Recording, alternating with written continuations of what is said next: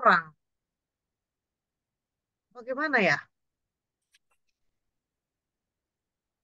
Ayub sudah ngumpulin tugas. Sudah Ibu, ada saya kirim di WA Ibu. Oh, terus siapa lagi? Ada Ada yang saya ngirim, kirim di WA. nggak ada nama. Siapa itu ya? Teman-teman yang lain bagaimana tugasnya? Eh, saya udah kirim melalui email, dokter. WA, email. Dari Oke, siap. Yang lain sudah saya kirim di Gmail. Oke, terima kasih. Pak Darius sudah kemarin. Oke, mantap sekali. Belum, Pak Darius belum ya? Segera menyusul ya. Ibu, Ya, baik. Saya share screen buat pelajaran hari ini. Kita sudah sampai di Yohanes ya. Iyo. Saya tidak bisa tunggu yang terlambat. Jadi rezeki bagi yang tepat waktu saja. Baik. Injil Yohanes ditulis oleh Rasul Yohanes pada tahun 80-an atau paling lama diduga 90-an awal. Suara saya terdengar baik ya? Sejempol kalau suaranya mantap. Oke. Pada penulisan Injil ini diduga bahwa bait Allah telah dihancurkan. Jadi bait Allah yang ada di Yerusalem itu sudah dihancurkan. Ya. Dalam tulisan ini Yohanes sangat minim.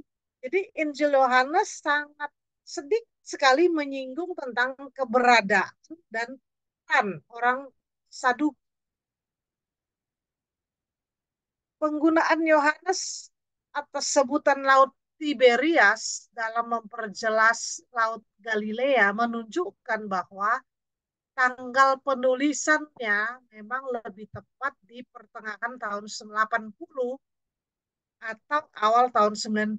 Sebab apa? Herodes Antipas mendirikan kota Tiberias di sekitar pantai Galilea pada tahun 17 sampai 18 Masehi. Jadi kan Yohanes pakai istilah itu. Nah, secara bertahap Laut Galilea berkembang pesat dengan nama Laut Tiberias. Nah, pergeseran istilah ini mungkin terjadi di tahun 80-an atau 90-an. Itu loh ya alasannya ya. Maka diduga surat Injil Yohanes ini ditulis Yohanes di kota Efesus untuk jemaat Efesus. Ada pertanyaan? Aman? Bisa ya mengikuti ya? Saya lanjutkan. Tema Injil Yohanes. Tema dari Injil Yohanes adalah Yesus adalah firman, anak domba Allah, Mesias, Sang Putra Allah. Kemudian dia tambahkan lagi tanda-tanda yang meneguhkan bahwa Yesus adalah Logos, firman, maksudnya gitu ya. Dan dia memperkenalkan pentingnya komunitas perjanjian baru dan penekanan tema juga kepada keselamatan dan pendamaian Allah. Itu adalah tujuan maksudnya, bukan tujuan. Tujuan Yesus diutus adalah demi keselamatan dan pendamaian. Gitu, kira-kira kitab Yohanes. Capture-capture boleh ya. Lalu ada pemenuhan tipologi Yesus yang melekat dalam hari besar dan bait Allah. Apa itu maksudnya? Tipologi. Gambaran pribadi Yesus ya. Mohon maaf. Jadi maksudnya contoh nih perayaan dari Paskah, hari Paskah itu sangat erat kaitannya dengan pengorbanan Kristus. Paskah yang sesungguhnya digenapi oleh Yesus. Jadi dalam Injil Yohanes dia sering menghubungkan perayaan hari-hari besar dan juga bait Allah itu dengan diri Yesus sendiri. Nah, Injil yang paling lengkap juga yang berisi pengajaran tentang Roh Kudus itu adalah Injil Yohanes. Tidak ada di Injil yang lain. Dan Yohanes juga banyak mengajarkan tentang kehidupan kekal. Inilah hidup yang kekal itu. Yaitu apa?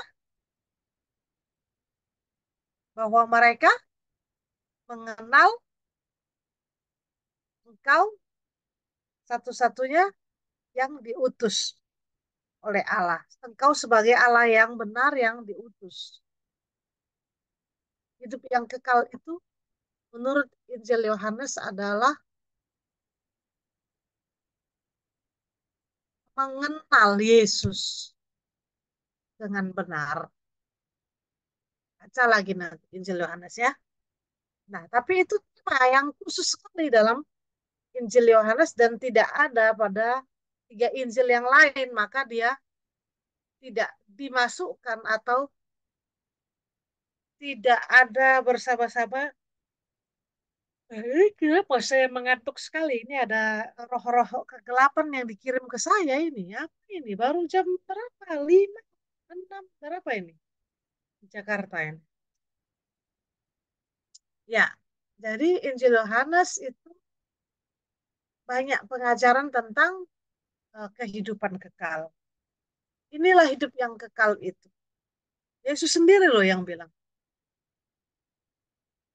Pengajaran itu tidak ada dalam Matius, Markus, dan Lukas, tapi ada di dalam Injil Yohanes. Itulah keunikannya. Ada pertanyaan? Kalau tidak ada, saya mau lanjut kisah para rasul. Jadi kan tidak mungkin terlalu panjang, saya tidak bisa bahas setiap pasal, nanti tidak selesai. Karena ini mungkin hanya akan menyangkut tema-tema utama dari setiap kitab atau ciri khas dari setiap kitab. Kalau ada bobot apa tema-tema teologi khusus saya akan bahas, tapi tidak bisa dibahas ayat per ayat ya.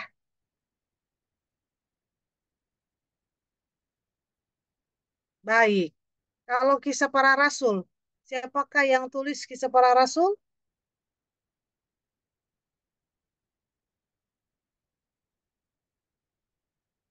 Habib Lukas. Ya, diduga ditujukan kepada orang yang sama, yakni bahaya. Theophilus. Memang saya masih kurang sehat, Bapak Ibu. Jadi gitu minum obat ini agak lain ini.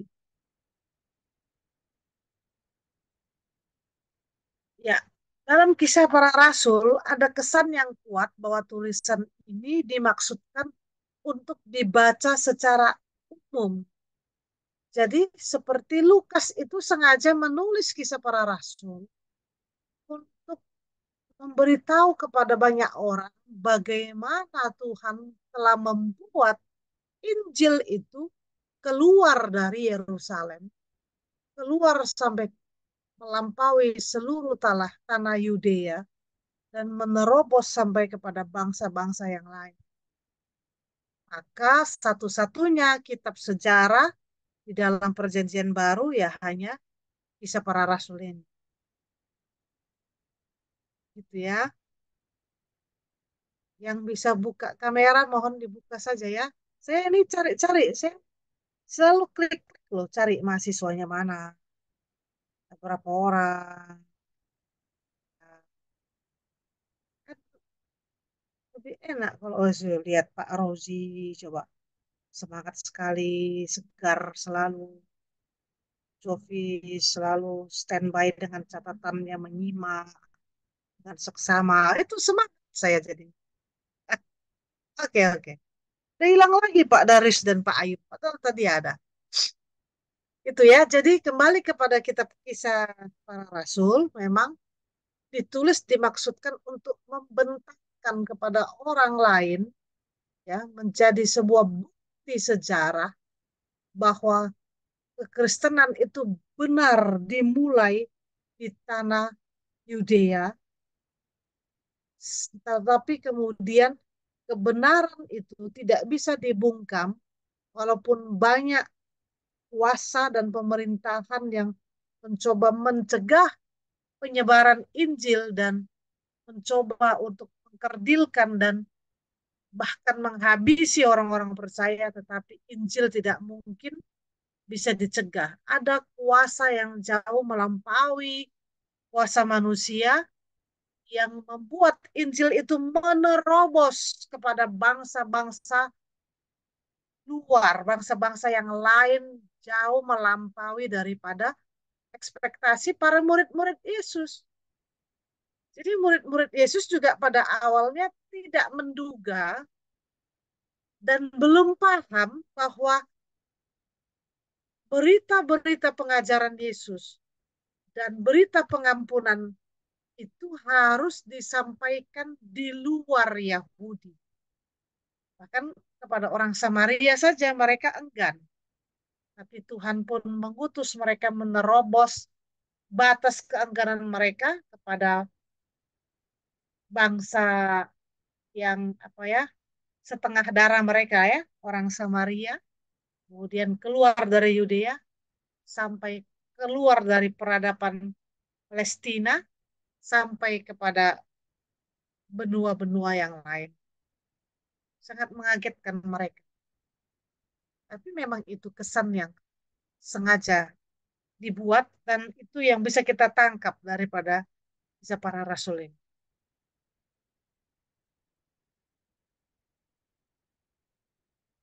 Apakah tujuan penulisan? Nah ini, memaparkan sejarah keselamatan. Lahirnya misi, lahirnya gereja Kristen, dan lahirnya misi Kristen. Apa tujuan daripada misi kekristenan itu? Kuncinya ada di ayat 1, pasal 1, ayat 8. Sebentar saya baca. Ya.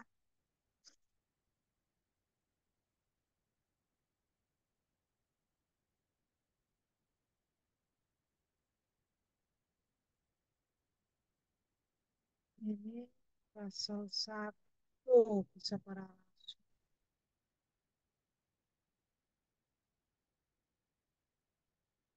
Tetapi kamu akan menerima kuasa kalau Roh Kudus turun ke atas kamu, dan kamu akan menjadi saksiku di Yerusalem dan di seluruh Yudea dan Samaria sampai ke ujung.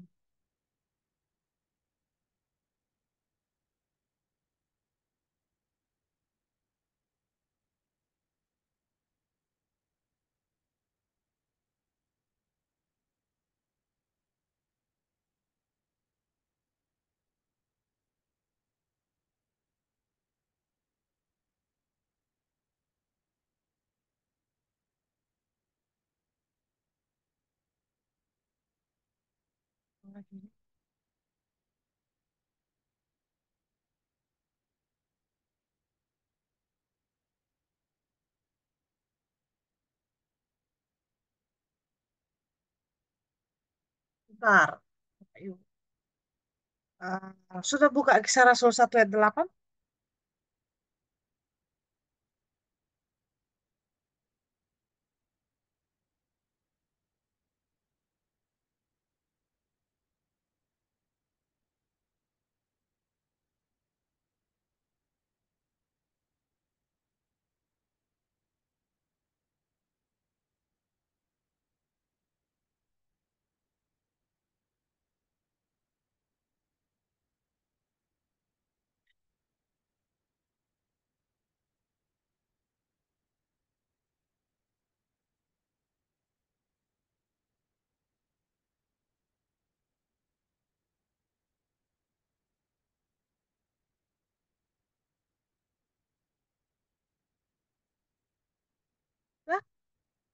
Bisa baca supaya memperkuat. Boleh satu orang. Siap. Kisah para Rasul 1 ayat 8 kah, dokter? Ya, Oke, Kisah para Rasul 1 ayat 8. Tetapi kamu akan menerima kuasa kalau Roh Kudus turun ke atas kamu, dan kamu akan menjadi saksiku di Yerusalem dan di seluruh Yudea dan Samaria dan sampai ke ujung bumi. nah itu kata kuncinya. Ya, oke. Saya baru teringat mau bertanya. Di Malaysia kita pakai Alkitab terjemahan Indonesia ya. Ya, dokter, pakai terjemahan Indonesia. Apakah tidak ada Alkitab berbahasa Malaysia? Ada. Tetapi sudah terbiasa guna terjemahan Indonesia, sudah bertahun-tahun pakai. Dan Oh, sekarang sebenarnya memang ada versi Borneo, yang ya. versi bahasa Malaysia lah, bahasa Melayu kan. Tapi kebanyakan hamba-hamba Tuhan sudah lebih terbiasa menggunakan terjemahan dari Indonesia. Oh, setelah baca saya baru mengerti, baru ingat untuk bertanya.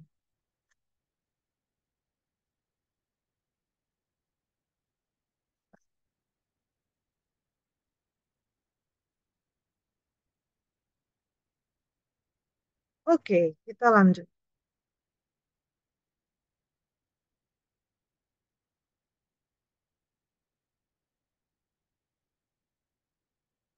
Tujuan daripada penulisan kisah para rasul. Ini termasuk penginjilan juga, ya. Jadi mengisahkan tentang penyebaran Injil sebuah penginjilan juga dan sebuah apologetika Kristen. Maksudnya Lukas ingin menyampaikan juga seperti kemarin Matius menulis. Sama, ada tujuan untuk penjernihan iman. Ada orang yang tidak mengerti tentang agama Kristen, salah paham tentang pengajaran Kristen, sehingga mereka perlu diberikan kisah yang lebih lengkap tentang bagaimana Yesus yang mengutus murid-muridnya memang untuk pergi menyampaikan. Dan kemudian Lukas juga dengan lengkap mencatat tentang khotbah Petrus. Nah, khotbah Petrus itu kan berkisah tentang sejarah keselamatan, bagaimana Tuhan memilih Israel dan sebagainya dan sebagainya. Gitu ya.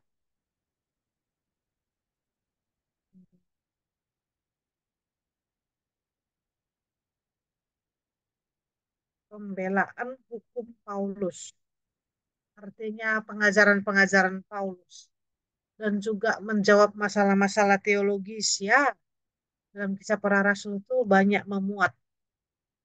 Ada perdebatan tentang hal-hal teologis, termasuk sunat, termasuk makan darah, dan sebagainya itu ada di sana. Dan memberi dasar sejarah pembentukan dan pertumbuhan kerajaan.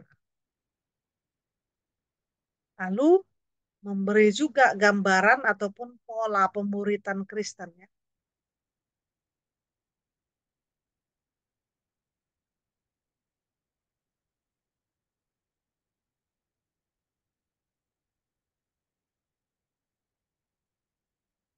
Ada pertanyaan, bisa direkam dengan baik ini semua ide-ide ini, mengerti ya maksudnya kalau kenapa menulis dengan tujuan apologetika? Apologetika itu kan bicara memberi sarana bagi orang lain untuk memahami iman Kristen atau untuk menjernihkan kesalahpahaman. Jadi perlu ditulis sebuah kisah yang lengkap tentang penyebaran Injil, bagaimana munculnya Injil itu, siapa yang membawanya, dan bagaimana Tuhan bekerja lewat rasul-rasulnya.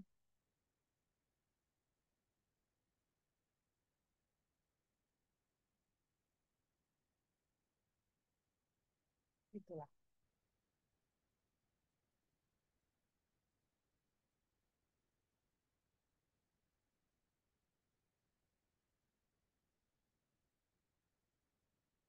Pencurahan Roh Kudus dan pengutusan para rasul. Ada kisahnya ya, ada penekanan di situ kan, hal-hal penting ya. Kemudian pertobatan Saulus itu juga menjadi sebuah apa highlight ya, highlight dalam kisah para rasul supaya pada masa itu ya kepentingannya adalah supaya jangan orang salah paham terhadap Saulus. Karena kan yang orang tahu dia itu membunuh orang-orang Kristen dan menganggap agama Kristen itu agama yang sesat. Kenapa dia tiba-tiba jadi seorang yang memberitakan tentang agama Kristen? Penting. Lalu ada tanda-tanda yang meneguhkan Injil dan sidang di Yerusalem. Tanda-tanda meneguhkan Injil ya ada kisah-kisah mujizat yang ditulis di sana. Kemudian sidang di Yerusalem itu penting. Jadi sebelum ada konsili-konsili yang sering kita dengar, konsili Nisea, konsili Karsedon, konsili Konstantinopel, dan sebagainya. Konsili paling pertama ya sidang di Yerusalem itu, yang tercatat dalam Kisah Para Rasul pasal yang keberapa itu? Bentar.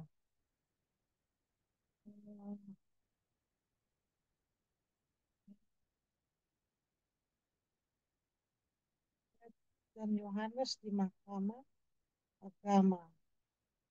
Sidang di Yerusalem.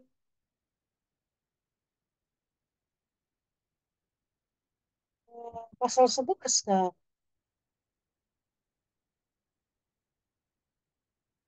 Oh, sorry, pasal 15. Beberapa orang, pasal 15 ya, saya baca cepat. Beberapa orang datang dari Yudea ke Antioquia dan mengajarkan kepada saudara-saudara di situ, jikalau kamu tidak disunat. Oh, ternyata masalah sunat ya. Jikalau kamu tidak disunat menurut adat istiadat yang diwariskan oleh Musa, kamu tidak dapat diselamatkan. Tetapi Paulus dan Barnabas dengan keras melawan dan membantah pendapat itu.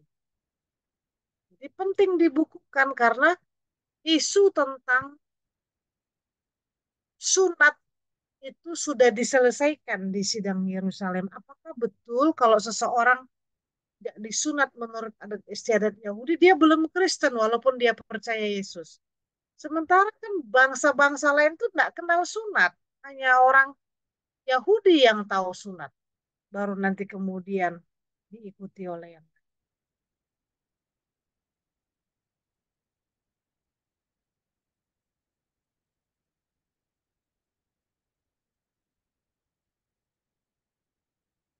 Ya.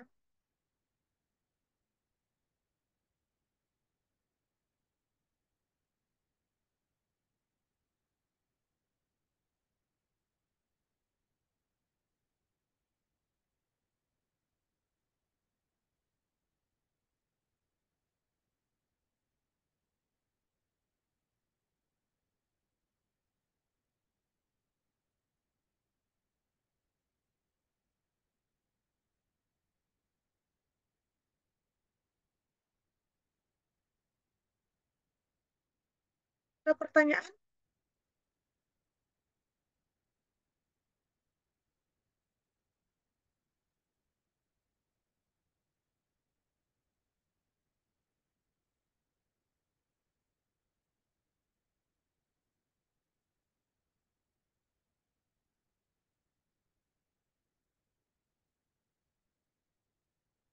Tidak ada, tapi bisa memahami maksud saya, bisa ya.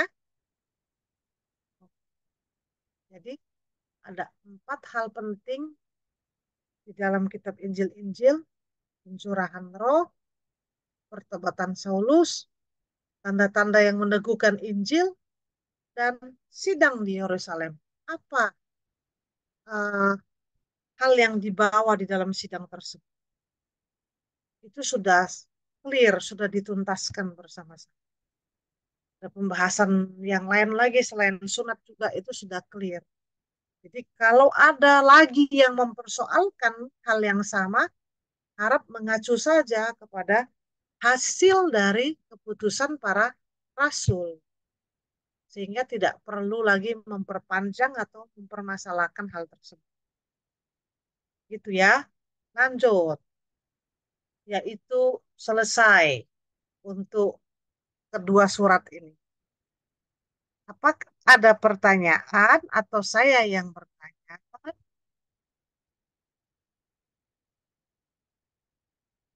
Silakan jika ada sesuatu yang ingin didiskusikan.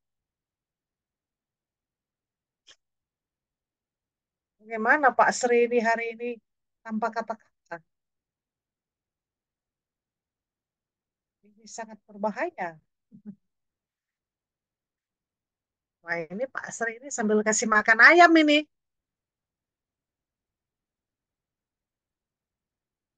Eh, coba ketik ini. Coba pencet F10 Pak Sri.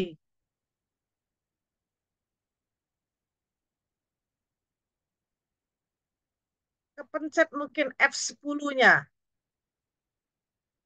Kontrol F10. Bisa kan? Pak Sri bilang apa tadi? Saya tidak bisa buka kamera dan juga mic semua terkunci. Kenapa ya? Kemungkinan kepencet F Fanta, F10-nya kepencet. Coba Bapak pencet Kontrol F10 atau FM F10. Sri bisa dengar kita tapi ya,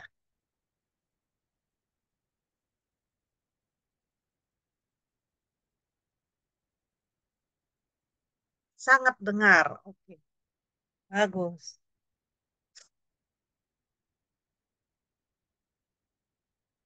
Tidak bisa kan dengan F10? Saya tidak bisa buka. Nah, itu bagaimana?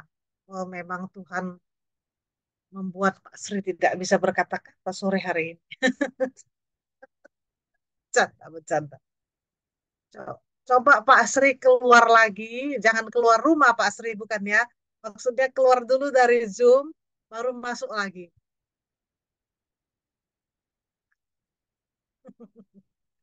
Nanti dia keluar rumah. Pak Lex, bagaimana kabarnya?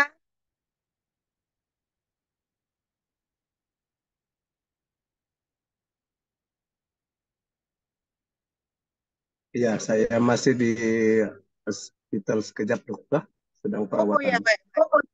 Ya. Baik. Lagi ini ya, lagi kontrol ya.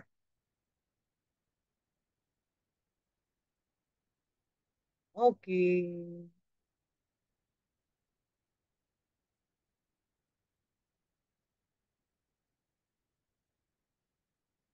Hmm.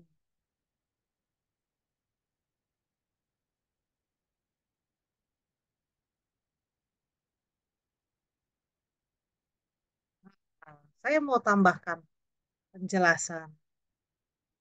Ah, sudah bisa, Mas Sri? Nah, memang begitu. Padahal tadi saya udah keluar sampai saya restart lagi loh. Sampai udah keluar masuk ini kenapa nih kok saya terkunci ya? Tuh, kasihan banget ini dari tadi nih. Itu karena Sonia itu, Pak Sri. Wah, iya Sonia nih hostnya nih ya. Iya, hostnya, bukan saya. Sonia, Iya, Pastor. kenapa di kau kunci saya? Nah, Enggak ya lah, itu, Pastor. itu Sonia itu. Dikejar itu Sonia ya itu. Baik, kita masih bicara kisah para rasul ya. Saya kasih tambahan ya. Karena, oke, penyebaran Injil kepada bangsa-bangsa ya.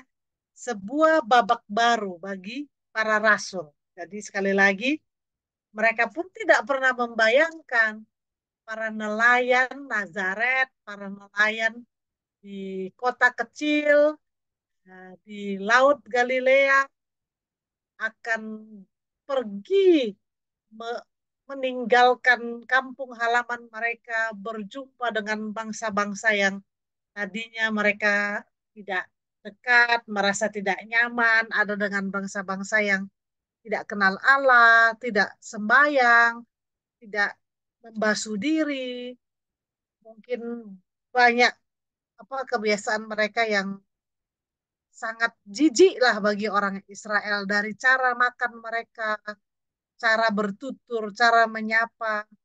Ya, mungkin kalau Anda eh, pergi dari daerah Anda dan menembus ke daerah-daerah yang berbeda, lintas budaya lah ya, pasti Anda akan mungkin awalnya merasa kaget-kaget lah ya, kaget-kaget, kaget. Tapi lama-lama Anda akan mulai menyesuaikan diri. Nah, itu biasa. Para rasul ini juga kaget-kaget. Bukan hanya kaget, sedikit menutup hati juga ya. Ada, pokoknya itu bangsa kafir itu. Cara makan mereka jorok sekali. Cara hidup mereka tidak bersih. Mereka memakan makanan-makanan najis yang eh, apa ini? Yang tidak bersih, tidak layak untuk dikonsumsi dan sebagainya. Perhatikan ini sebelum saya beralih ke slide berikut. Kalau kita bicara pelayanan lintas budaya, sama sebagaimana Petrus diminta Tuhan untuk lintas budaya. Hal yang paling berat itu kan diberitanya kan, bukan Kristus mati bagi semua bangsa, bukan di kitanya. Kita ini loh, orang yang diutus Tuhan itu. Kita sangat sulit sekali menerobos ketidaknyamanan kita.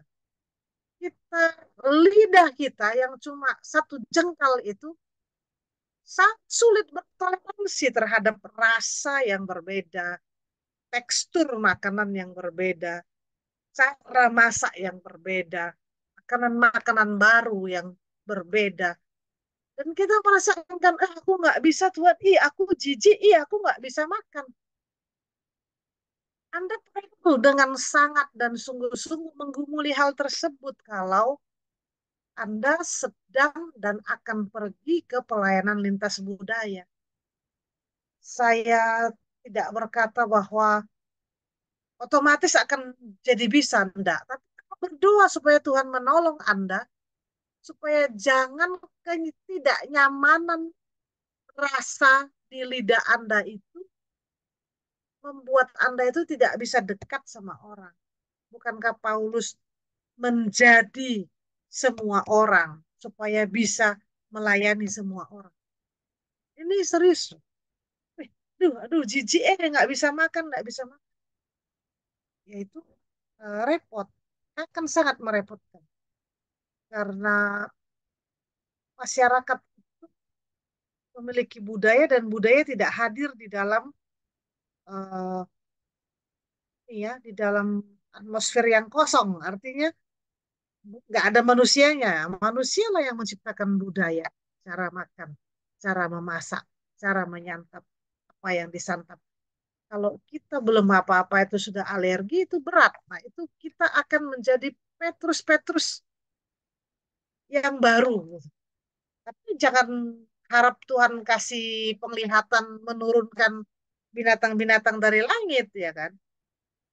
Kisah tentang bagaimana Petrus itu bertobat mestinya menjadi gambaran bagi kita, supaya kita yang merasa enggan untuk mentoleransi rasa yang berbeda, tekstur yang berbeda, jenis makanan yang berbeda, kita bertobat juga. Begitu.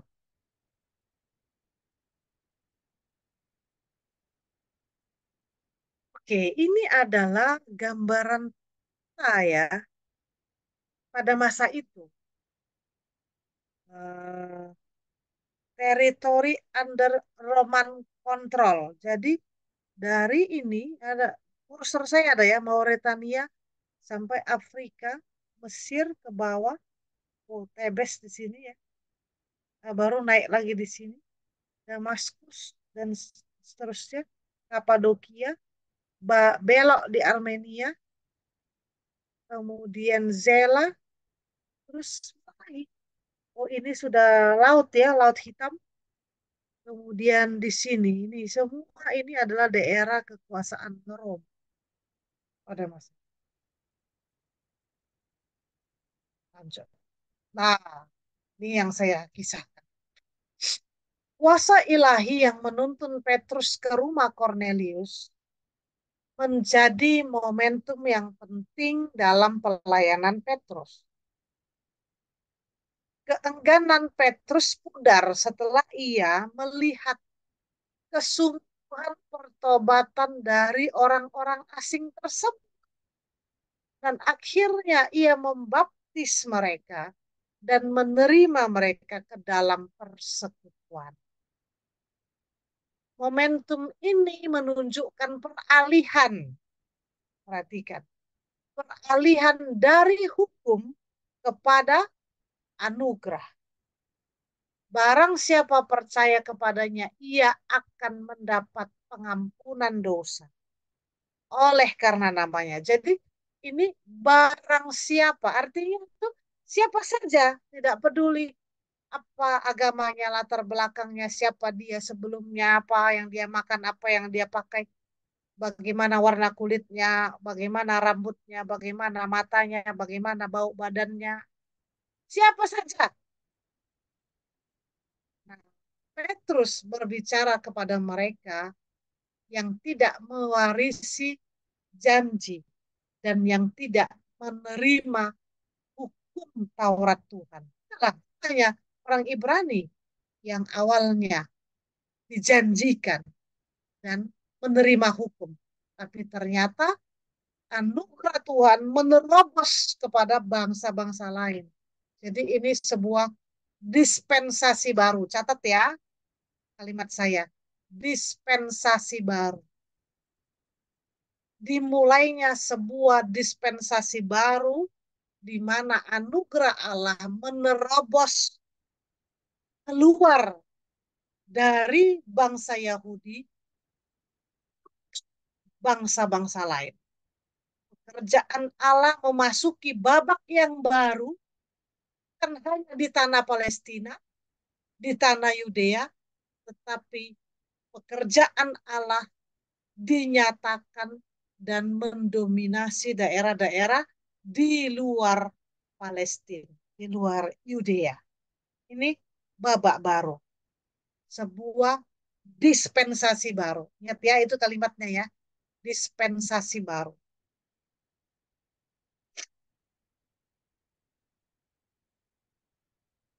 Lanjut. Injil bagi bangsa non-Yahudi. Orang-orang Yahudi yang percaya meninggalkan Yerusalem. Bukan karena taat, tapi karena apa? Sudah seorang percaya yang namanya Stefanus dibunuh oleh kaum sebangsanya sendiri, yaitu orang Ibrani. Karena justru orang Ibrani merasa sangat terganggu sekali sebab yang seolah-olah sesama anak bangsa dan sesama agama mereka itu ada yang dianggap lain, ada yang dianggap telah melenceng, telah lari dari ajaran yang benar, telah uh, mengkhianati dan sebagainya gitu ya. Sehingga ya yang dibunuh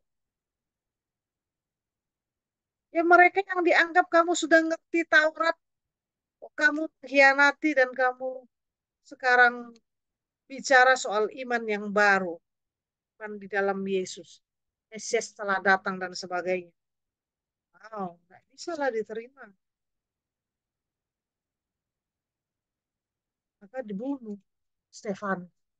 Karena pembunuhan itulah membuat yang lain kaget. Ternyata kita ini bukan cuma diancam-ancam ya. Ternyata beneran mereka betul-betul menghabisi Stefanus, menghabisi kita. Kita juga akan segera dihabisi kalau kita tidak meninggalkan Yerusalem. Maka mereka tersebarlah sampai ke Fenisia, Siprus, Antioquia, dan dalam perjalanan itu beberapa di antara mereka memberitakan Injil kepada orang-orang Yunani yang tadi dianggap kafir. Jangan sampai Tuhan menambahkan penderitaan kepada kita supaya kita bisa. Barnabas diutus dari Yerusalem ke Antioquia melakukan apa? Ngecekan, inspeksi tentang keberadaan orang percaya. Itu enggak sih? Gitu ya. Nah, maka Barnabas pergilah. Barnabas kan salah seorang penatua yang dihormati di Yerusalem. Dia pergi untuk meneguhkan. Kemudian setelah itu dia pergi ke Tarsus untuk mencari Saulus karena dia mendengar seorang yang bernama Saulus yang tadinya sangat giat untuk menarik orang-orang Kristen. Betul-betul dia ini ya menyeret orang-orang Kristen itu. Barang si Saulus itu enggak sih? Nah, dia pergilah untuk mencari Saulus.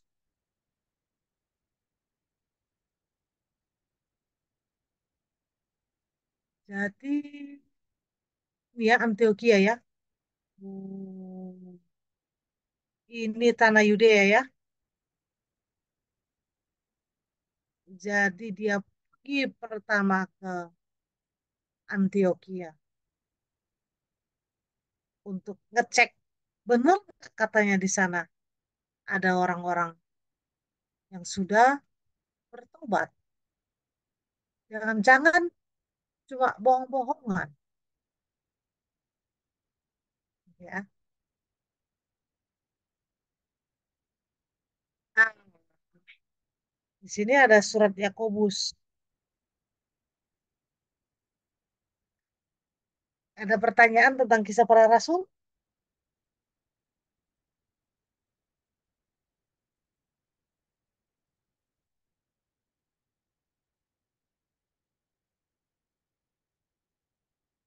Ini tinggal 15 menit. Apakah kita semua sudah di sini? Coba saya lihat semua. Ada siapa saja? Oh, saya kalau gas-gas terus mahasiswanya belum hadir atau masih. Jadi ibu siapa namanya ibu-ibu itu loh. Para ibu-ibu itu kok mereka nggak ikut kelas ya? Kemana ya ibu-ibu ya?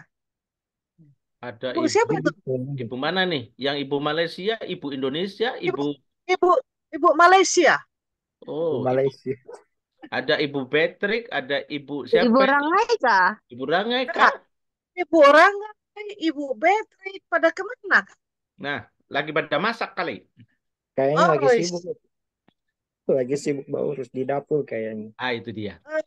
nah, tapi sibuk terus di dapur nggak sampai di sini makanannya. Itu dia. Biasanya mereka itu tidak pernah absen. Iya, Kemana kamar? biasanya rajin-rajin mereka ini. Katanya orang sudah habis kredit. Katanya ada penuh kredit. Kalau yang S2, Pastor Neron, Ah. terus Ibu Beatrice sama Ibu Rangai udah selesai SKS-nya mereka. Duh, hebat sekali mereka itu. Itu kah? Oh, sudah habis ya. Wah, wah. Saya aja belum habis-habis ini. Pak Sri banyak bolosnya ini ya. Pak Aduh, ya ini. padahal saya dihadir terus ya. Bro Jovis ya. Luar biasa dia, Pak. Oke lah, oke lah. Daripada masuk kitab yang baru, kita break dulu lah ya, makan ya. Boleh ya? Oke, Ibu Dokter. Nanti Boleh, boleh. tanggung sekali. Kalau Makan, nggak sore makan. di Ini dulu di pause dulu. Baik, kita meneruskan sekarang di surat Yakobus dulu ya. Izinkan saya share screen.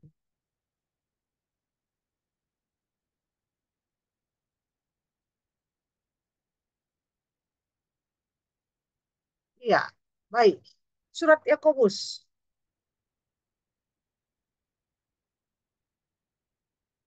Penulisnya adalah saudara dari Tuhan Yesus, anak tertua dalam keluarga setelah Yusuf dan kemudian Yesus meninggal.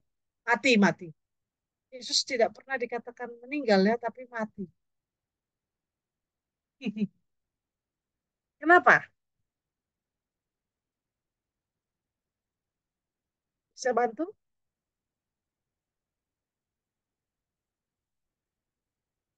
Apakah teman-teman tidak aneh?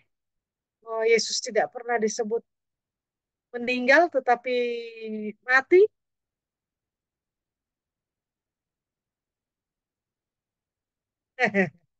Wow, itu patut dipikirkan. Yakobus, sang penulis kitab ini, oleh keyakinannya, maksudnya menjadi Kristen. Setelah Kristus bangkit dan menampakkan diri kepadanya. Jadi dicatat oleh Paulus dalam 1 Korintus 15, Yesus itu sengaja menemui saudaranya, Yakobus. Hebat sekali ya Tuhan Yesus itu ya. Seperti juga mau menitipkan anggota keluarga yang ditinggalkan pada adiknya yang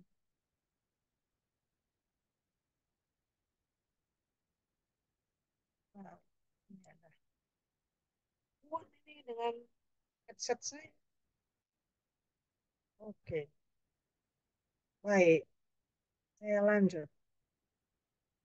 Dia merupakan satu dari sekian banyaknya orang yang diminta untuk menantikan Roh Kudus pada hari Pentakosta.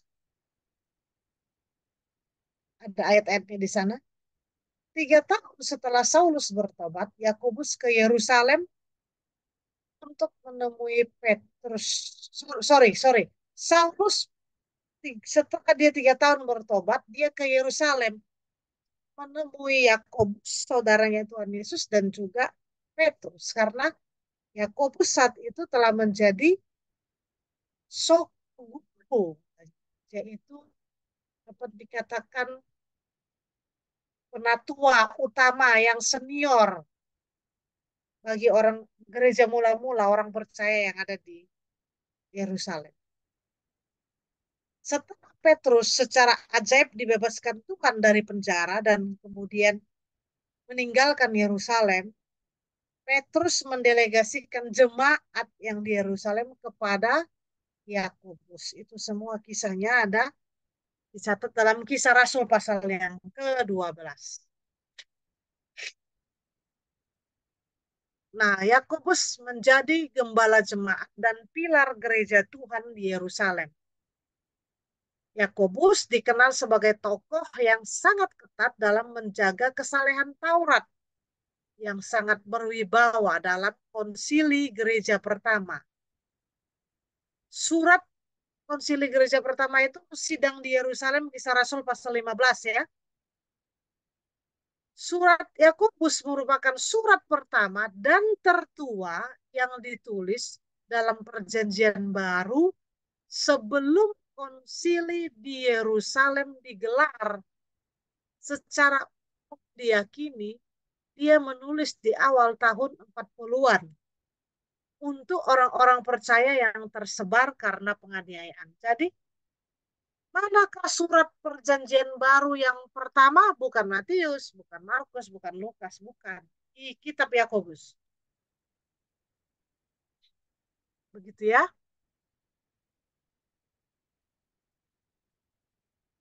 Apa permasalahannya? Nah, perhatikan permasalahannya masih sangat dini ya, ciri khas gereja mula-mula. Bangsa-bangsa bukan Yahudi yang kemudian menerima Injil dan menjadi percaya mendesak penyelesaian konflik antara mereka dengan saudara-saudara dari latar belakang Yahudi. Yesus memang lahir sebagai orang Yahudi dan beradat istiadat Yahudi serta tunduk pada Taurat. Pertanyaannya adalah apakah Taurat tidak memiliki tempat di dalam rencana Allah bagi keselamatan, sehingga Taurat itu seolah-olah harus diabaikan gitu. Mengapa orang-orang yang baru bertobat nggak disuruh lagi mempelajari Taurat sebagaimana orang-orang Yahudi mempelajari Taurat, hafal Taurat, dan mentaati Taurat? Itu loh problemnya ya. Apakah sah? Apakah benar nih kita nih menerima bangsa-bangsa lain ke dalam persekutuan orang percaya tanpa mengenakan kepada mereka sebuah tanda, yaitu sunat maksudnya, kepemilikan Allah kepada orang-orang yang baru bertobat itu, yang mau bergabung itu, begitu maksudnya ya. Tantangannya yang dihadapi adalah orang percaya dibenci dan ditindas, baik oleh orang-orang Yahudi dan para pemimpinnya karena dianggap mengkhianati hukum Allah dan juga mengkhianati keyahudian mereka. Hal inilah yang mendasari surat Yakobus supaya orang-orang percaya menjaga etika hidup mereka berdasarkan iman kepada Kristus. Ini penting karena tampaknya karena dihapuskan Taurat, orang jadi Kristen tuh seperti tidak ada aturannya.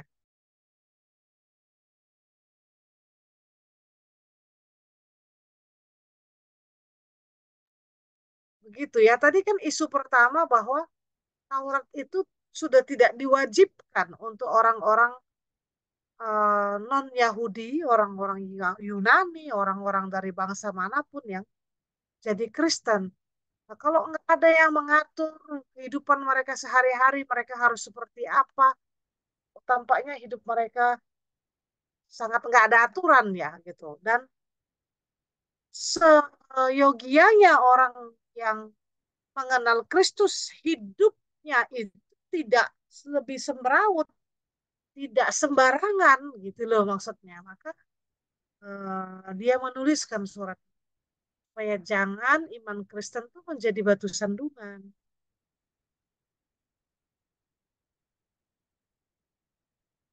Ini kira-kira garis besar. Saya izin sambil minum.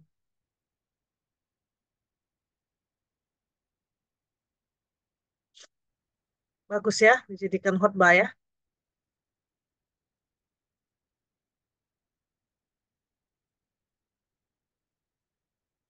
Sifat dari agama yang benar memiliki stabilitas, menunjukkan ketahanan, menghasilkan buah perbuatan, mungkin gitu ya.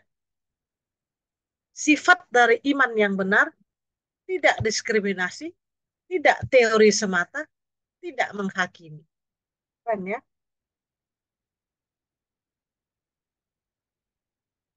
Garis besar surat Yakobus. Sifat dari hikmat yang benar, hikmat dalam kehidupan rohani, hikmat dalam hukum, hikmat dalam rencana dagang, hikmat dalam perburuan, hikmat dalam menantikan Tuhan, hikmat dalam berkata-kata, hikmat dalam penderitaan.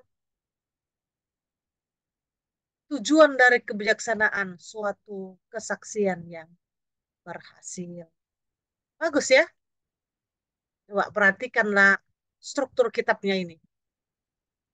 Jadi ini betul-betul menjadi sebuah surat yang memberikan tuntunan, arahan bagi orang-orang Kristen baru yang datang dari agama-agama non-Yahudi yang kita tahu tidak biasa hidupnya dituntun oleh aturan, oleh hukum agama, oleh etika yang tinggi, kehidupan yang bertanggung jawab sesuai dengan iman. Tidak biasa kan? Maka mereka selalu menjauhi, mengatakan mereka orang kafir. tidak beradab dan sebagainya. Tapi mereka itu diajar bagaimana memiliki setelah kamu beriman kepada Kristus, jangan lupa kamu itu harus tunjukkan kalau agamamu benar, mestinya kamu keyakinanmu stabil, ada daya tahan, dan ada buah dari iman itu. Dan kamu tidak boleh diskriminasi, kamu tidak boleh teori saja, tidak boleh menghakimi. Kamu harus punya hikmat dalam kehidupanmu sehari-hari. Gitu kira-kira. Bagus ya, tapi ini ya. Ciri khas surat.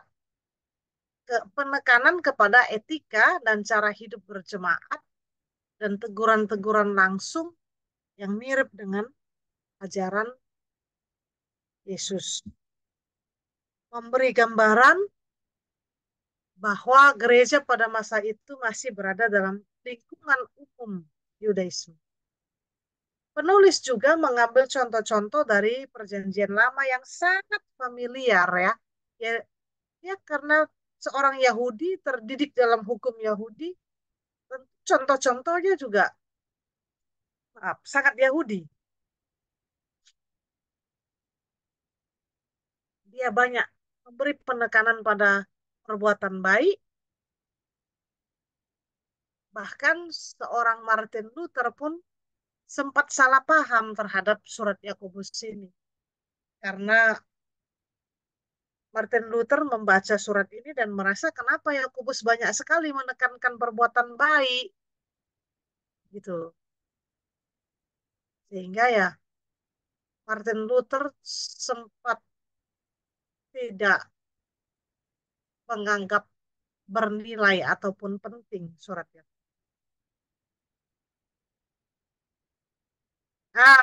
Sebelum saya beralih kepada surat Galatia, adakah pertanyaan tentang surat Yakobus?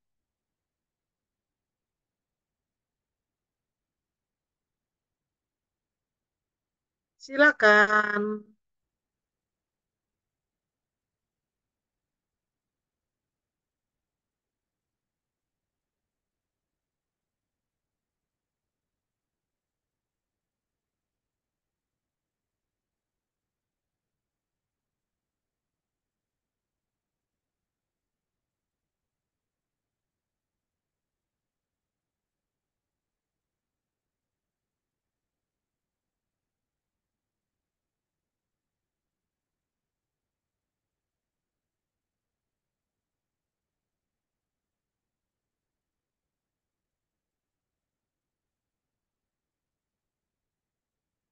Ada pertanyaan kah?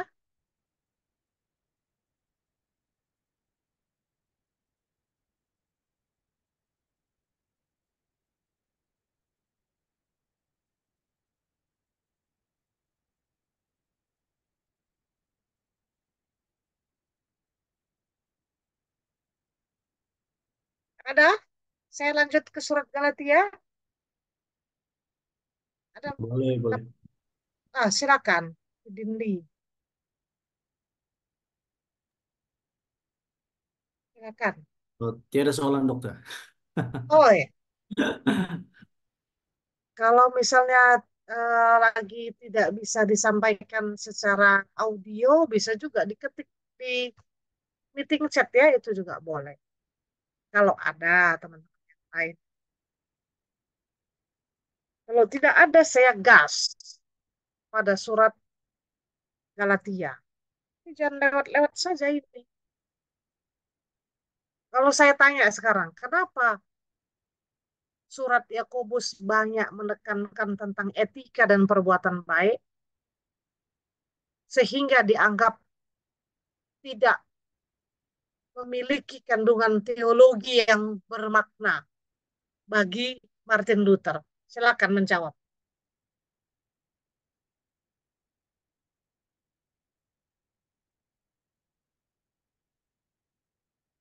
Karena menurut Martin Luther, teologinya kitab Yakobus itu bertentangan dengan penekanan orang diselamatkan karena beriman. Kenapa dia banyak bicara berbuat baik itu penting.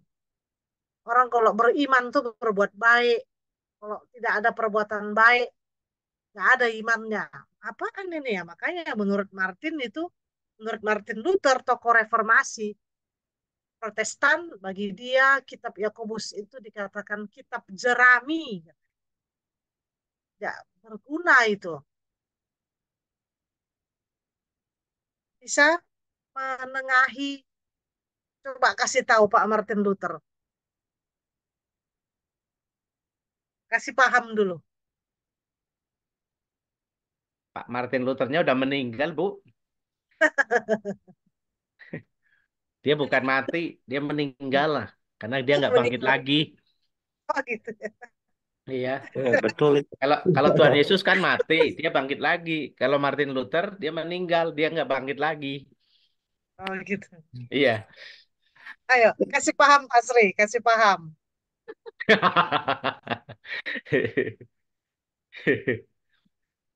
Saya mau kasih paham ini, Bu. Ya, silakan. Ya, sesuai dengan yang Ibu sudah ajarkan tadi, bahwa penekanan daripada surat Yakobus itu adalah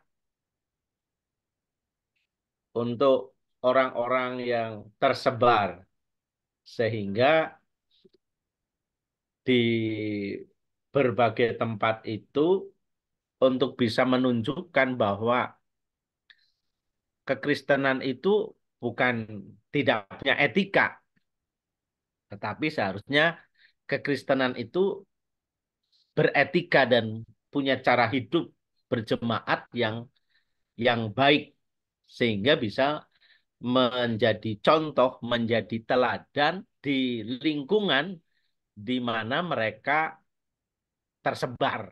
Ya, itu saya memberikan penjelasannya kepada Martin Luther begitu, Bu. Terima kasih Pak Sri. Silakan. Thank you, thank you. Adakah teman-teman lain ingin menambahkan? Dipersilakan. Boleh tambah-tambah. Ini bebas. Ini kelas kita. Silakan kita saling berbincang-bincang, Cuman bercakap-cakap. pertanyaannya saya gini, Bu. Gimana? Oh, Kan selesai saya. kan Ya, ya, ya. kan tadi sudah membahas dari Injil Yohanes. Terus selesai Injil Yohanes kan langsung sudah kisah para rasul. Nah, sesudah kisah para rasul, kenapa kok Ibu langsung loncat ke Yakobus? Gitu. Iya, itu Karena, pertanyaannya. ayo, berarti enggak nyimak nih Pak Sri ini. Siapa yang bisa jawab? Ayo. Iya itu kayaknya mungkin pas tadi lagi keluar masuk kayaknya ini tadi Bu. Eh, Kayaknya Pak Jovis tadi, dia Ada merekam yang dengan baik. ketinggalan saya ini tadi. Ayo Pak Jovis bantu. Tolong Pak Dokter, Nah, biar silakan saya Pak jangan Dokter. sakit gigi Pak Dokter. Ya, saya coba. Silakan. Ya, tadi persoalan mengenai yang pertama Martin Luther yang menganggap surat Yakobus itu sebagai surat jerami, Ya. mempersoalkan yang eh, teologi Yakobus ialah perbuatan baik itu yang menyelamatkan kita, di mana pada pendapat saya di situ ada salah faham dari Martin Luther. Eh, Maksud yang ingin dibawa oleh Yakobus itu mungkin ialah ada orang yang mengatakan diri mereka beriman, tetapi mereka tidak menunjukkan iman mereka itu melalui perbuatan. Ya. Contohnya hal-hal dalam memberi persembahan, perpuluhan, itu adalah contoh yang paling dekat lah. Jadi eh, orang itu mampu memberi perpuluhan persembahan, tapi dia tidak melakukannya. Itu sebagai satu contoh yang simpel lah. Jadi eh, perbuatan itu adalah buah daripada apa ini iman kita, Roh Kudus. Itu sebagai bukti Siap. iman kita lah. Yang kedua tadi soal dia pasal mengapa melompat kepada siapa tadi? Kita Yakobus, terus. surat Yakobus.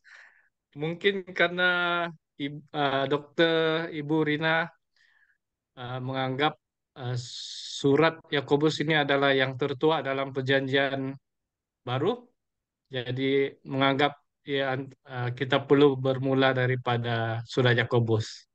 Itu Ah, pendapat saya. Thank you. terima Wah, kasih. terima kasih Ah, dokter. Terima kasih. bagus sekali.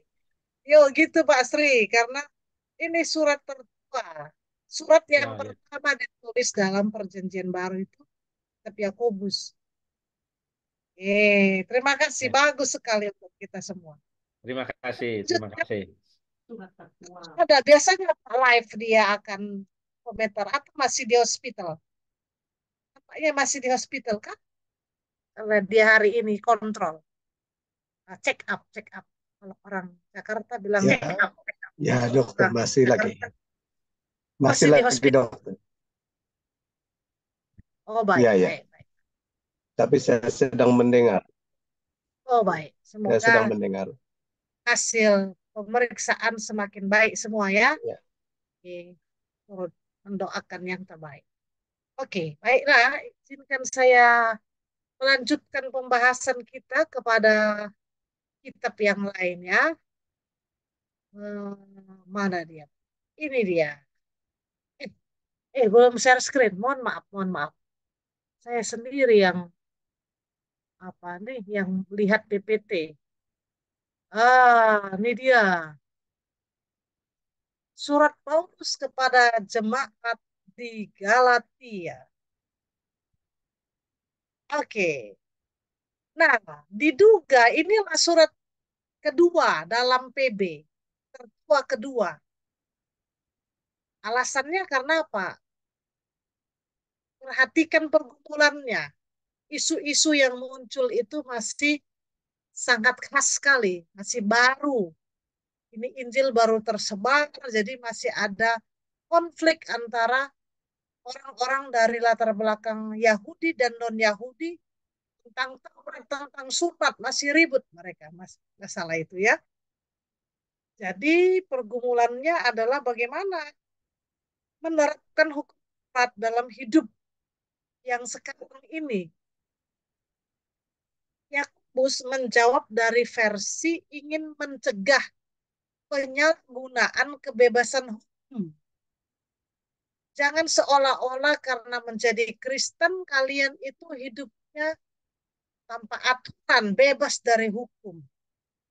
Karena itu akan merusak kesaksian Injil.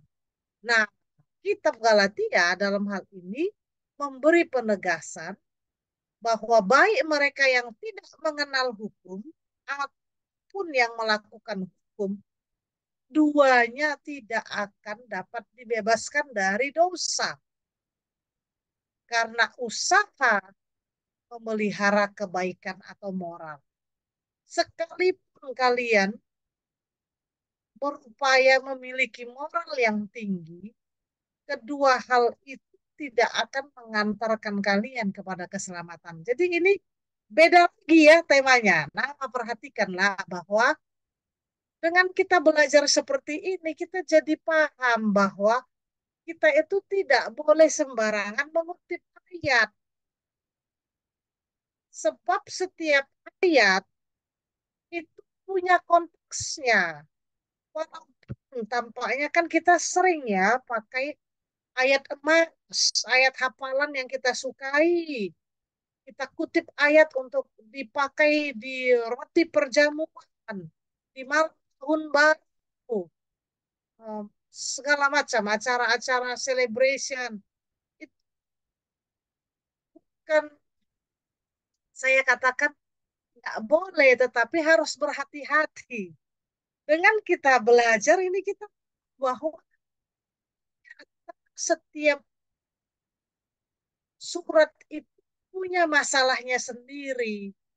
Sehingga kalau ayat-ayat itu ditarik di luar daripada konteksnya, masalahan sebenarnya daripada jemaat yang ingin diselesaikan, bisa jadi salah arti.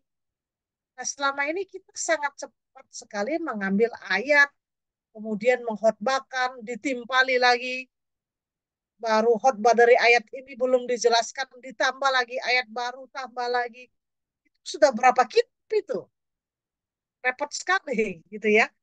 Karena tidak seperti itu. Nah, ini kita mulai mengerti bahwa Yakobus aja punya permasalahannya sendiri dan dia ingin menjawab permasalahan umat pada masa itu yang seolah-olah dilihat bahwa apa mereka karena jadi Kristen hidupnya itu kurang disiplin, kurang jadi berkat karena tampaknya tidak lebih tinggi etikanya dibanding orang yang tidak kenal Tuhan.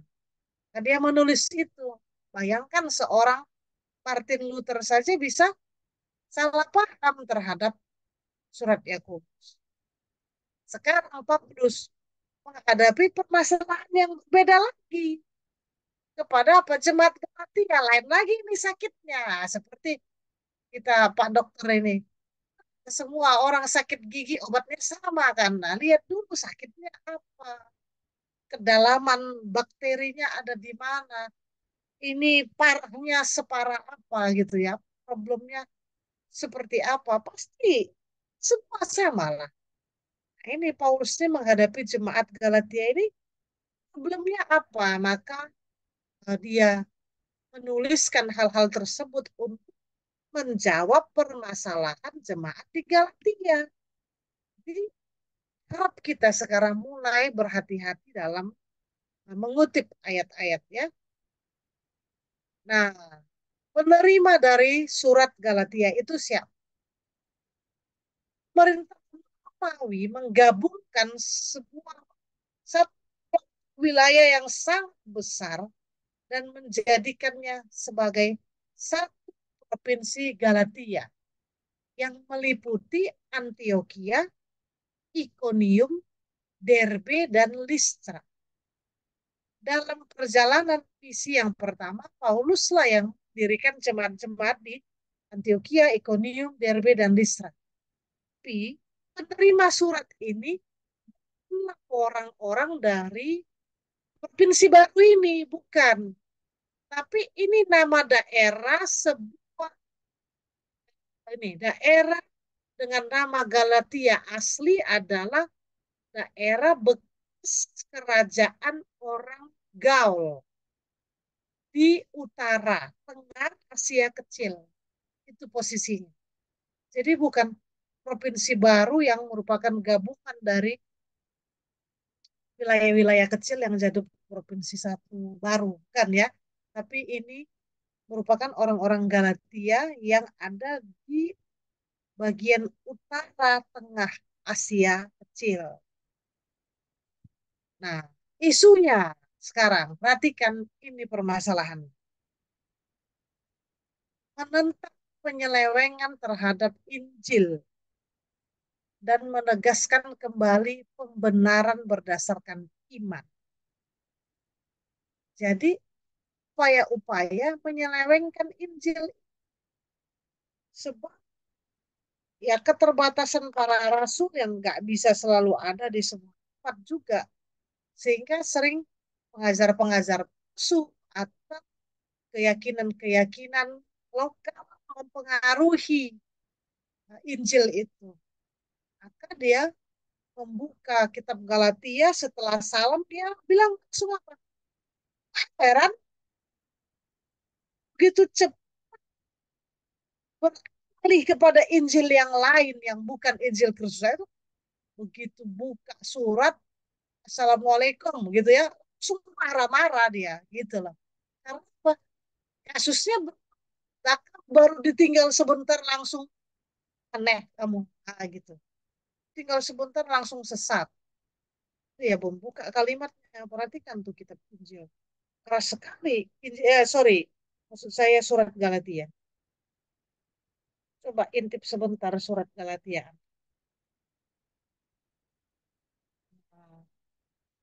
Masih di pasal 1 setelah salam, langsung dia kasih tahu, jangan kira pengajaranku ini pengajaran abal-abal ya.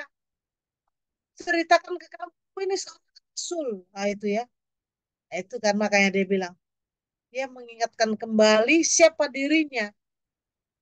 Ajarin kamu yang benar, malah kamu menyaksikan, meragukan kredibilitas Paulus sebagai seorang rasul. Maka dia bicara lagi, aku ini dipilih langsung oleh Tuhan. Jadi aku bukan rasul abal-abal dan beritaku bukan abal-abal. Maka dia bilang langsung di pasal 2 setelah dia menceritakan bagaimana caranya dia bisa bertobat. Oh, pasal 3 ya. Hai orang Galatia yang bodoh, woi ngeri banget ini. Kita tulis surat, nah. Saya tulis surat pada anak saya. Hai anak saya yang bodoh, itu kan, wah itu parah sekali itu, ya. Itulah problemnya surat Galatia ini. Ada unsur-unsur Yudaisme yang dipaksakan penerapannya menyangkal pembenaran yang sudah dilakukan oleh Kristus. Nah, itulah sunat ya, itu ya. Isunya masih di seputar sunat lagi.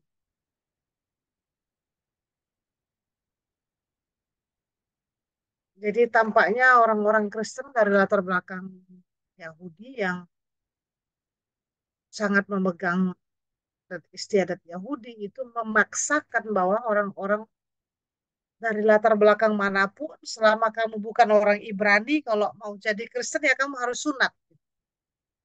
Sebab Yesus saja juru selamat itu dia seorang Yahudi dan dia sunat.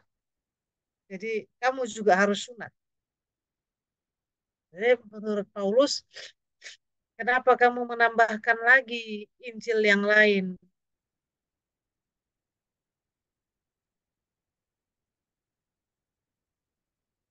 Hmm, dalam kitab ini adalah daerah Utara Tengah Asia Kecil. Nah, ini ya, ini ya. Nah,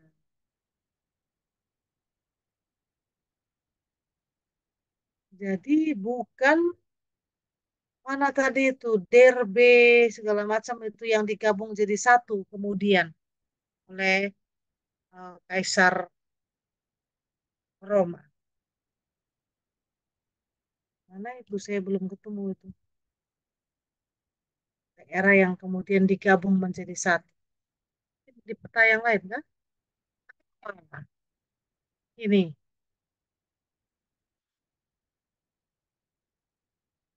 Provinsi Galatia, Antioquia, Listra, Iconium.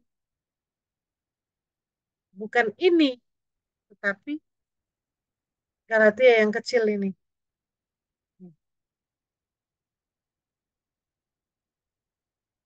Oke. Minta maaf masih dalam bahasa Inggris. Ini garis besar surat Galatia.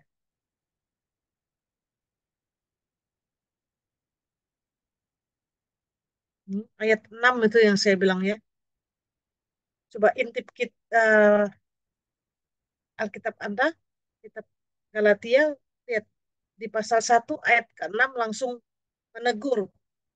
Aku heran begitu lekas berbalik daripada dia yang oleh kasih karunia Kristus telah memanggil kamu dan kamu ikuti suatu Injil yang bukan Injil hanya karena ada orang yang mengacaukan kamu dan bermaksud memutarbalikkan Injil, itu alasanmu.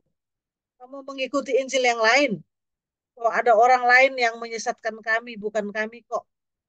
Tahu kamu ya, ini kalau Paulusnya orang Medan tuh dia akan marah-marah begitu. Tahu kamu ya, ayat 8. Sekalipun saya, ya, kami ini, kawan-kawanku, malaikat dari surga datang memberitakan kepada kamu Injil yang berbeda dari Injil yang sudah kuberitakan, saya terkutuk dan terkutuklah malaikat itu. Nah, itu kira-kira kalau Paulus orang Medan, gitu ya. Itu penting sekali. No other gospel. Itu clear. Sehingga apa? Ada dugaan jemaat Galatia disusupi oleh para pengajar palsu yang mengajarkan mereka Injil yang lain. Nah, Paulus memberi kesaksian bagaimana dia pun menegur Petrus ketika dia pergi ke Yerusalem dan dia melihat Petrus yang awalnya dia Petrus mau duduk bersama dengan saudara-saudara dari latar belakang non-Yahudi, pria. Tapi ketika saudara-saudara orang-orang Yahudi datang, Petrus langsung beranjak pergi. Sikapmu itu nggak benar, kamu itu Petrus.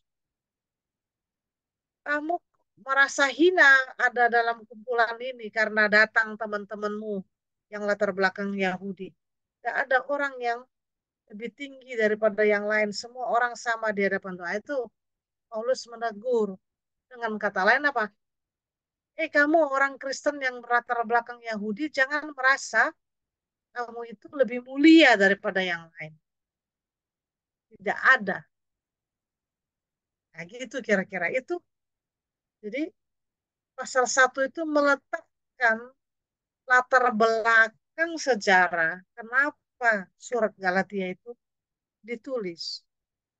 Begitu loh. Theological section. Ya, sekarang bahas tentang doktrin teologinya di dalam kitab Galatia.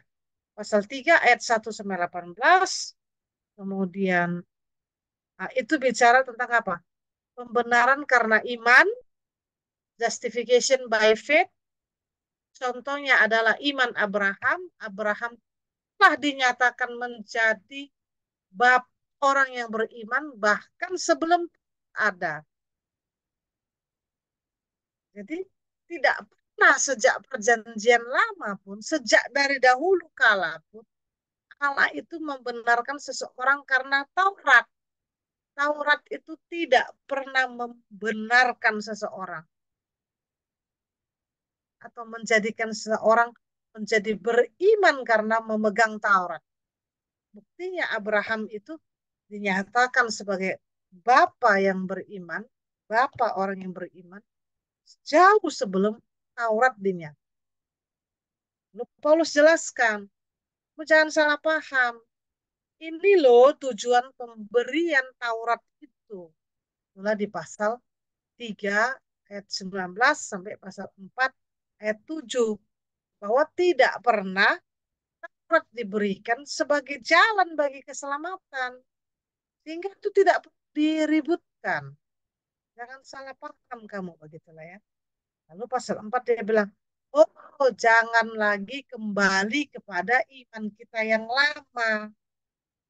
Kamu sekarang telah mempercayai Kristus. Lalu Paulus mendorong mereka untuk memilih hidup dalam kemerdekaan karena terpimpin oleh Roh. Bagaimana anak-anak orang percaya hidup, bagaimana hidup yang berkemenangan di pasal 5 dan kesimpulan.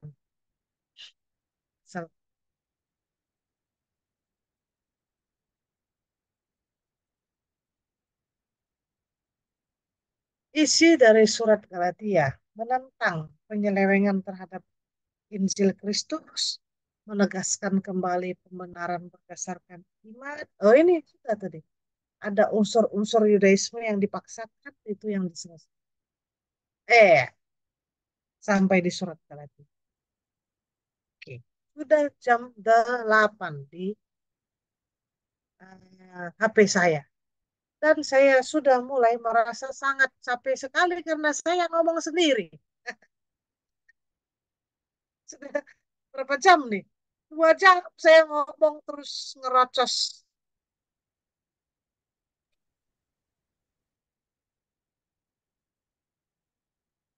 Adakah pertanyaan dari teman-teman, masukan, dan sebagainya?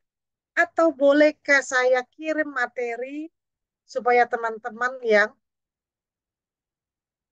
menjawab pertanyaan yang saya berikan lewat materi yang saya berikan? Jadi kita ada modifikasi cara belajar, jangan cuma dengar satu arah.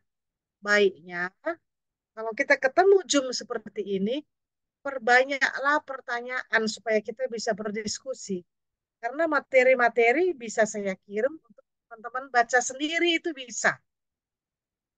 Nah, setelah baca, mungkin ada pertanyaan, boleh kita membuka ruang Zoom ini menjadi tempat diskusi yang baik bagi kita, bertukar pikiran.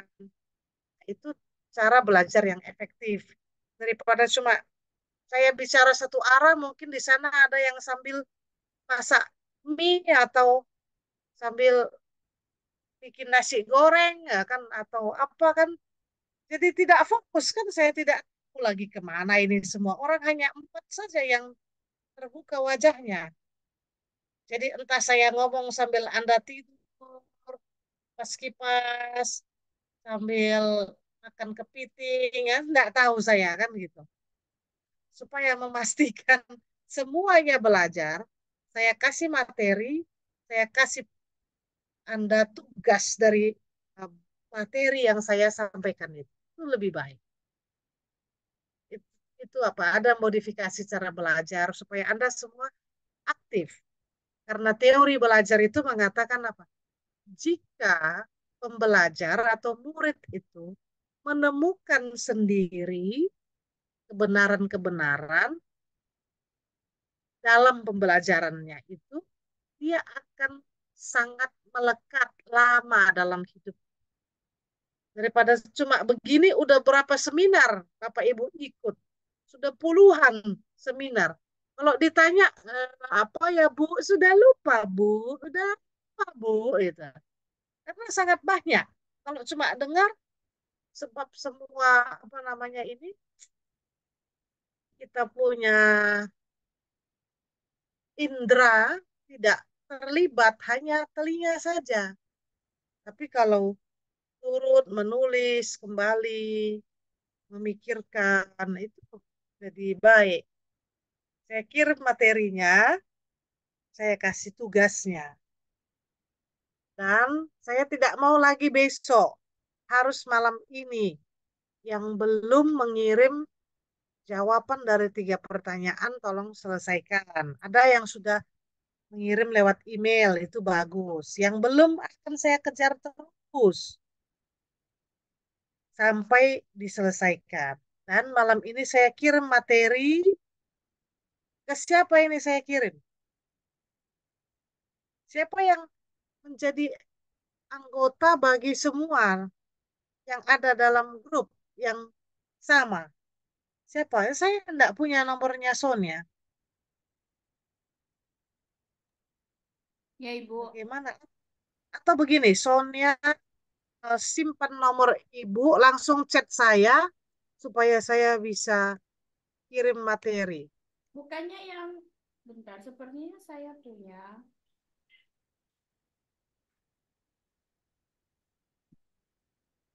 Nah, itu nomor Yang saya. Chat aja. yang Ibu yang 436 punya kok, Ibu. 9. Punya. Ah, itu. Coba kamu tes. Tes chat Ibu. Gitu coba. Biar saya tahu yang mana ini. Saya punya. Oh, ini saya baru masuk ini. Satu kali ini. Oke. Ya, saya kirim materi. Apakah Sonia punya nomor semua kita di sini? Pak Yusuf, Pak Laif, Pak Roji, Darius. Punya cuma yang nggak ada itu. Atau kirim di chat, Bu. Bisa nggak kalau dikirim di chat? Nggak bisa, PPT nggak bisa dikirim di chat. Besar ya? Terlalu besar. Siapa yang nggak ada di grupnya Sonia? Pak Ayub ada, Pidinli ada. Nggak ada, beda grup, Bu. Beda grup. Iya. Mungkin Pak Sriono bisa kasih nomornya supaya bisa saya kirim ke Pak Sriono aja yang nggak ada di grup. Oh, Yang kayaknya Ibu, Pak. yang Ibu kirim itu eh, kayak kemarin itu cuman grup yang Indo ada Pak Pastor Oh, Pastor siapa jadi ya? Pastor begini. Siten kalau nggak salah. Malaysia saya kirim ke Sonia, untuk yang Indonesia saya kirim ke Pak Sri. Oke. Nah, udah gitu saja. Lalu tugasnya adalah buatlah 5 pertanyaan dari masing-masing kitab. Ini disuruh buat pertanyaan loh.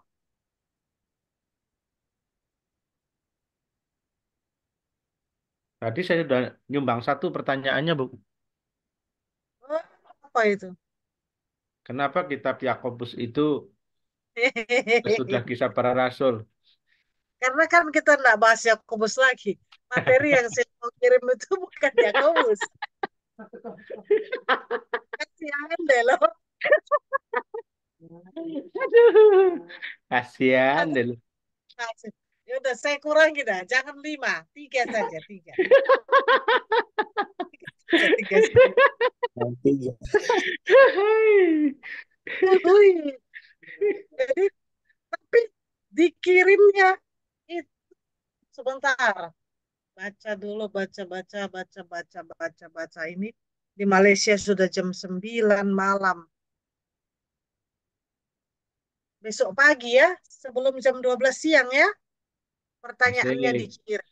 Jadi kalau besok pagi jam Saya 12 siang, masih di tempat kerja. Mbak, sebenarnya saya mau berkata kirim malam ini. Jadi jangan tidur dulu, tapi kalau masih seperti Pak Live ada di hospital, ada ini kan, jadi saya kasih tempo lebih panjang sampai siang. Baiknya sih malam ini saja. Jadi baca materinya, lalu buat pertanyaan. Ya, hanya semudah itu. Tapi pertanyaannya jangan menanyakan yang ada di PPT itu. Panjang nanti pertanyaannya. Iya. Pertanyaannya jangan tanya, Ibu Rina sudah makan malam belum? Jangan. Pertanyaannya harus yang pertanyaan yang baik karena Anda membaca, karena Bapak Ibu membaca materi yang saya sampaikan. Boleh? ya Saya kirimkan betul. ya. Boleh. Oke, baik. Saya kirimkan Boleh, boleh.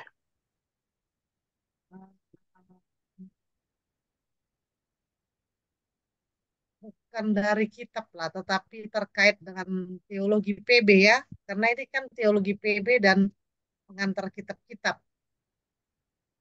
Eh, boleh lah. Baik, siap. Saya akan kirimkan.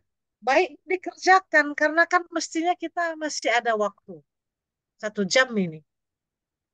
Nah, cuma saya merasa sanksi sekali saya ngomong terus. Saya coba cek lah nanti mana yang paling tepat untuk saya kirimkan supaya teman-teman bisa baca dengan baik dan coba munculkan pertanyaan dari hal tersebut. Atau mungkin saya akan kirim artikel gitu ya. Tapi baiknya malam ini dikerjakan. Baiknya. Boleh begitu? Oke, jangan tidur dulu. Udah dikasih tugas langsung tidur. Baca ya, baca. Aman Ibu. Tidak. Oke, jadi saya berharap sekali bahwa malam ini dikerjakan. Karena kan kita masih ada waktu berkuliah 1 jam sebenarnya. Begitu loh.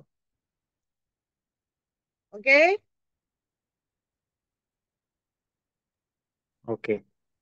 Oke. Saya akan ke chat ke Sonia dan ke Pak Sri ya. Teman-teman menunggu tapi jangan tertidur. Langsung buat pertanyaan yang bagus dari materi yang dibaca. Ayub sudah ada di grup apa ya, Ayub? Ayub. Ayub di grup siapa?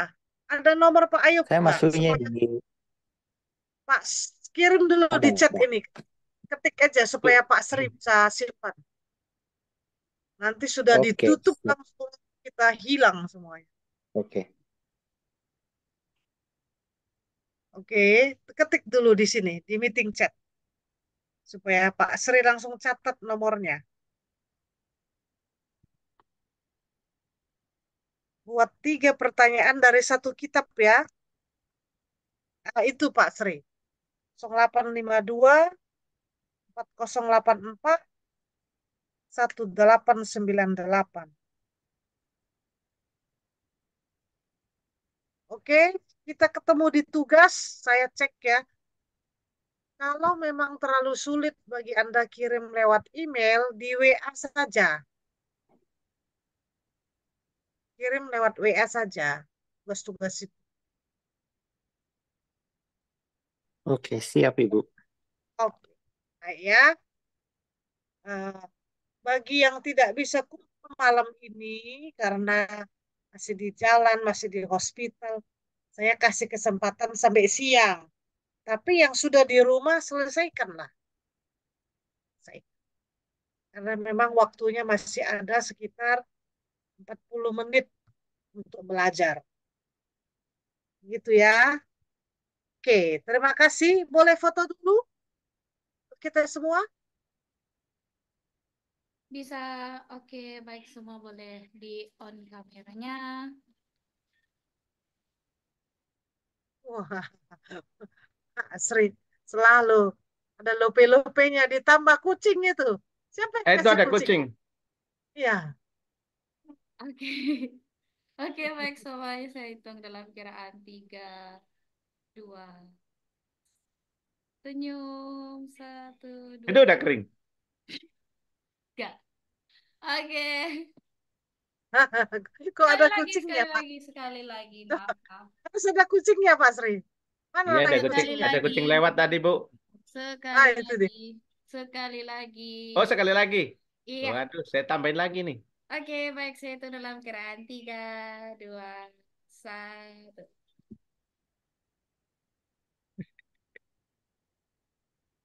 Oke, baik semuanya, terima kasih. Ayo, ayo. Terima Terima kasih buat kasih Bu. yang pegang kucing ya. Ada yang di sebelahnya, Bu. Iya,